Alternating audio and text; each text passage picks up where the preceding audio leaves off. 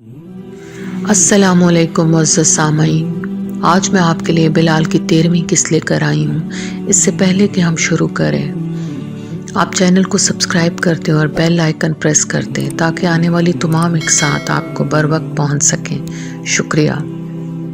نزول قرآن۔ طلوع اسلام کے اولین شاہدوں کی حیثیت سے ہم قابل رشک ہیں، مگر کئی لحاظ سے ہم قابل رحم بھی ہیں۔ ہم ہمہ وقت اس خوف سے لرزہ بر اندام رہتے تھے کہ ایسا نہ ہو ہمارے ذہنوں میں اس نئے علم کو سمجھنے کی گنجائش ہی نہ ہو۔ نوح علیہ السلام بھی تو اسی الہامی علم کی روشنی سے خوف زدہ ہو کر چھپ گئے تھے۔ ہم محدود صلاحیتوں کے لوگ تھے، ہم تو ایک جماعت ترتیب دینے کے بھی اہل نہیں تھے، چاہے کہ ہم ان عظیم روحانی صداقتوں کو جو ہمارے دلوں میں اتر چکی تھیں خانوں خانوں میں رکھ کر ان کو کوئی نام دیتے اور ان کو کوئی نفس مضمون کے اعتبار سے کسی منطقی ضابطے میں لاتے۔ دل سے کسی الہامی سچائی کو محسوس کر لینا اور بات ہے، اور دماغ سے اس کی جزیات کو سمجھنا اور اس پر عمل پیرا ہو کر اسے جزو حیات بنا لینا دوسری بات۔ یہ رسالت مآب صلی اللہ علیہ وسلم کا ہی کام تھا کہ انہوں نے ایک الہامی پیغام کو ایک معاشرتی حقیقت بنا دیا۔ آج کل کے نوجوان بڑے سیانے ہیں، ان کے ذہنوں میں علم کے انبار لگے ہیں۔ ہمارے پاس کیا تھا؟ ہماری ذہنی تاریکیاں اور پہلی آیتوں کے چھوٹے چھوٹے چراغ۔ قل هو اللہ احد اللہ الصمد لم یلد ولم یولد ولم یکن لہ کفوا احد۔ لیکن میرے خیال میں اللہ تعالیٰ کا اولین مقصد اپنی مخلوق کی حفاظت کرنا ہے، اسے خارجی علوم سکھانا نہیں ہے۔ اللہ کی ذات کا واسطہ حکمت اور ابدیت سے ہے، خارجی اور ثانوی علوم سے نہیں۔ یہ علوم اللہ تبارک تعالیٰ کی اصلی حکمت کو سمجھنے میں مدد دے سکتے ہیں، اس کا متبادل نہیں ہو سکتے۔ قرآن کریم اللہ تعالیٰ کی اسی حکمت اور ابدیت کا صحیفہ ہے، مادی نفسیات سے بلند تر اور عین حقیقت۔ میرے خیال میں اس کے رموز و اسرار کا انسانی منطق پر پورا اترنا لازم نہیں ہے، کیونکہ یہ عین حقیقت کائنات کے دل کی دھڑکن ہے جو مرکز و محور کائنات سے ابھرتی ہے۔ قرآن کریم کا ہر لفظ ایک حوالہ ہے جس سے رشت و ہدایت کے کبھی نہ خشک ہونے والے سوتے پھوٹتے رہتے ہیں۔ کائنات کی بیرونی حدود پر بسنے والے انسان اگر قرآنی الفاظ کا مکمل ادراک نہ بھی کر سکیں تب بھی یہ حقیقت عظمیٰ اپنی جگہ مسلم رہتی ہے۔ قرآن کریم کے ذریعے منشاء الہی کی فہم ہم میں سے ہر ایک کو محمد صلی اللہ علیہ وسلم کی ذات سے حاصل ہوئی۔ عائشہ رضی اللہ تعالیٰ عنہ نے ایک بار فرمایا تھا کہ وہ قرآن ناطق ہیں، ان کے قول و فعل سے ہم پیغام الہی کے رموز جاننے کی کوشش کرتے رہتے تھے۔ جو میری سمجھ میں آیا وہ یہ ہے کہ انسان دنیاوی حرص و ہوس سے کنارہ کش ہو کر ذات الہی سے منسلک ہو جائے۔ اگر اسے اللہ کی ذات کا اس حد تک ادراک نہیں ہو پاتا کہ وہ اسے عشق کر سکے تو کم از کم اتنا ضرور ہو کہ وہ اس کے جلال و ہیبت سے آشنا ہو جائے۔ مجھ جیسے چھوٹے چھوٹے ذہنوں کے کم مایا لوگ ماورائی حقیقتوں کو سمجھنے کے لیے مادی علامتوں کا سہارا لیتے ہیں۔ میں جب خود کو اللہ تعالیٰ کے حضور پیش کرتا ہوں تو مجھے لگتا ہے کہ میں کسی بلند و بالا برف پوش پہاڑ پر تنہا گہرے سانس لے کر برف سے دھلی صبح کی شفاف اور پاکیزہ فضا کو اپنے وجود میں جذب کر رہا ہوں۔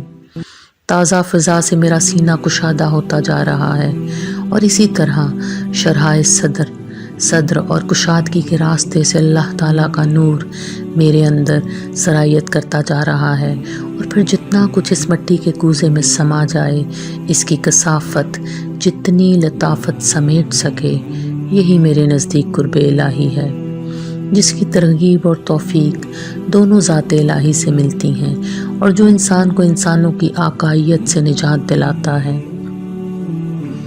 ہند سچ ہی کہتی تھی، میں تو واقعی واعظ بنتا جا رہا ہوں۔ میں نے بارہا رسول صلی اللہ علیہ وآلہ وسلم کو نزول وحی کے وقت دیکھا ہے۔ وہ بیٹھے کھڑے لیٹے یا جس حال میں بھی ہوں کانپنے لگتے تھے اور ادھر ادھر کوئی تخلیہ تلاش کرنے لگتے تھے۔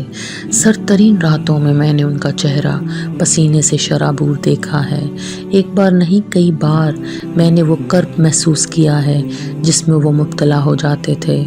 سارے بدن پر لرزہ، پریشانی کے عالم میں اپنی پسلیوں کو زور زور سے بھینچتے تھے۔ کبھی ایک ایک گھنٹہ خاموش لیٹے رہتے، نہ خود کچھ کہتے نہ ہمیں کچھ عرض کرنے کی جرت ہوتی تھی۔ نزول وحی اچانک ہوتا تھا۔ رسول کریم صلی اللہ علیہ وسلم کو پہلے سے کوئی اشارہ نہیں ملتا تھا۔ کبھی گفتگو کے دوران میں، کبھی اپنے گھر کے اندر چلتے پھرتے، کبھی اونٹ پر بیٹھے بیٹھے۔ ایسے موقعوں پر وہ فوراً اونٹ سے اتر آتے تھے اور اپنے آپ کو اپنی ابا میں چھپا لیتے تھے۔ نزول وحی کے وقت کبھی انہیں گھنٹیاں سی سنائی دیتیں، کبھی پروں کے پھڑپڑانے کی آواز، کبھی زنجیروں کی جھنکار۔ ایک فرشتہ ان کی خدمت میں حاضر ہو کر ان سے ہم کلام ہوتا، لیکن ہم جو ان سے صرف ایک ہاتھ کے فاصلے پر بیٹھے ہوتے تھے، نہ سن سکتے تھے نہ کچھ دیکھ سکتے تھے۔ رسول پاک صلی اللہ علیہ وآلہ وسلم اس روحانی تجربے کے کرب سے باہر آنے کے بعد اس الہام کو بیان فرماتے تھے۔ اس پیغام کا ایک ایک لفظ، ایک ایک حرف، ایک ایک زیر زبر من و ان ارشاد الہی کے مطابق۔ اس کے بعد یہ آتے ربانی کسی کھال پر یا چھال پر یا کسی صاف ہڈی پر، جو بھی اس وقت موجود ہو، لکھ کر محفوظ کر لی جاتی تھی، بالکل ویسے جیسے جبرائیل علیہ السلام انہیں لے کر آتے تھے۔ ایسے موقعوں پر جب میں ان کے کرب کی کیفیت دیکھتا تو مجھ سے برداشت نہ ہوتا۔ کبھی کبھی ان کی محبت کلام الہی کی افادیت پر غالب آنے لگتی۔ میرا جی چاہتا کہ میں ان کے پاس جاؤں اور ان کو اس تکلیف سے نجات دلاؤں، لیکن میرے پاؤں من بھر کے ہو جاتے۔ بندے کی کیا مجال کہ وہ اللہ کے کاموں میں دخل دے۔ ایک بار انہوں نے ہمیں بتایا کہ نزول وحی کے وقت ہر بار انہیں ایسا محسوس ہوتا ہے جیسے کوئی طاقت ان کی روح کو ان سے نوچے لیے جا رہی ہو۔ وحی کے بعد وحی نازل ہوتی رہی یہاں تک کہ ہمارا دین مکمل ہو گیا۔ یہ اللہ تعالیٰ کی مصلحت تھی کہ اس نے اپنا پیغام نازل کرنے کے لیے ایک ایسے شخص کو نبوت سونپی جو امی تھا، نہ لکھ سکتا تھا نہ پڑھ سکتا تھا۔ اللہ کا منشا شاید یہ تھا کہ اس کی آیات کا پیغامبر الفاظ کے ان ناقص طلاسمات میں نہ الجھا رہے جو ہمیشہ لکھے ہوئے الفاظ کے پس منظر میں سر اٹھاتے رہتے ہیں اور جن سے نفس مسمون کبھی بکھر جاتا ہے، کبھی مجروح ہو جاتا ہے۔ وہ ایسا شخص نہ ہو جس نے بحر علم کے چند موتی چن رکھے ہوں، جن کی چمک دمک اس کی نگاہوں کو خیرہ کیے رکھتی ہے، اور وہ اپنی نیم علمی کو اتنی اہمیت نہ دے بیٹھے کہ اصل علم کی حقیقت تک نہ پہنچ سکے۔ دوسرے الفاظ میں رمز شاید یہ تھی کہ ایک عرفہ پیغام کو نازل کرنے کے لیے جس ظرف کا انتخاب کیا جائے وہ اس سے پہلے کسی کم تر مقصد کے لیے استعمال نہ ہوا ہو۔ وہ ایک ایسا کوڑا کاغذ ہو جس پر اولی تحریر الہامی قلم سے لکھی جائے تاکہ اس کی شرح بشری تعویلات سے مبرہ اور عین منشاء الہی کے مطابق ہو۔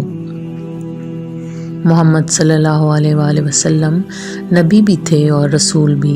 نبی وہ ہوتا ہے جو ایک محدود پیغام لے کر آتا ہے۔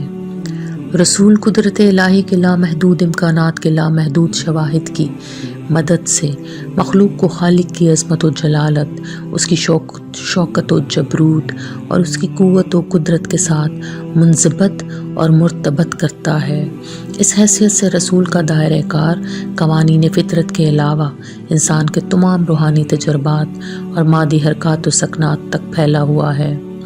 انسان کو آخرت کا شعور دینا بھی رسول کا کام ہے، اس لیے وہ ان سب عوامل سے بھی براہ راست منسلک ہے جن کے ذریعے انسان یہ شعور حاصل کرتا ہے۔ نبوت کا استحکام رسالت کی کامیابی کی ضمانت ہے۔ محمد صلی اللہ علیہ وآلہ وسلم نے اپنی حیثیت نبوی میں امی تھے، اپنی حیثیت رسالت میں نہیں۔ اللہ تعالیٰ نے ایک امی کو نبی بنا کر اسے نبوت کے ایک مثالی درجے پر فائز کر دیا تاکہ رسالت کے وسیع تر مقاصد کے لیے اس کی کامیابی کی بدرجہ اتم ضمانت مہیا ہو جائے۔ مجھے پتہ نہیں کہ حضرت عیسیٰ علیہ السلام لکھنا پڑھنا جانتے تھے یا نہیں۔ لوگوں نے کبھی بھی انہیں زمین پر انگلی سے کچھ لکھتے تو دیکھا، لیکن یہ معلوم نہیں کہ وہ واقعی کوئی تحریر تھی یا محض ایک غیر شعوری عمل۔ یہ تو طے ہے کہ ان کے ہاتھ کی کوئی تحریر موجود نہیں ہے۔